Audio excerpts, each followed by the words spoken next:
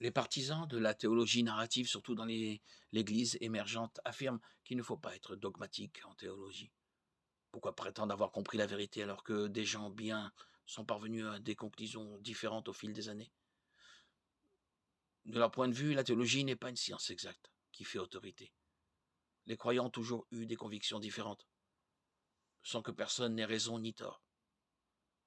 Par conséquent, on constate un relativisme galopant dans certaines églises aujourd'hui. Personne ne sait plus ce qui est vrai ou faux, et le pire est que cela ne semble préoccuper personne. Par conséquent, l'Église est la proie du postmodernisme laïque qui affirme que ce qui est vrai pour l'un ne l'est pas forcément pour l'autre. Dès lors, l'Église tolère tout et n'importe quoi, mais ne défend plus rien.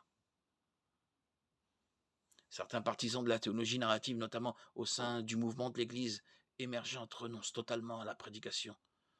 Dans certains milieux, on s'assied en cercle et chacun partage ce que Dieu signifie pour lui.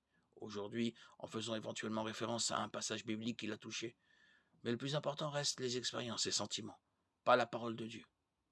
Ils lisent un passage ou racontent une histoire biblique, puis s'interrompent sans exhortation, correction ni appel à l'action.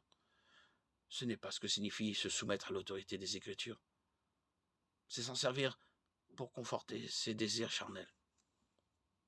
L'Église est censée être le pilier, le soutien de la vérité. 1 Timothée 3,15. La vérité est un ensemble doctrinal exposé dans la Bible par la personne de Jésus-Christ. Malgré tous ces avantages, la théologie narrative a tendance à séduire les adeptes d'une vision du monde post-moderne, qui se crée une religion et un Dieu en fonction de leur émotion du moment ou d'un passage biblique cité hors contexte.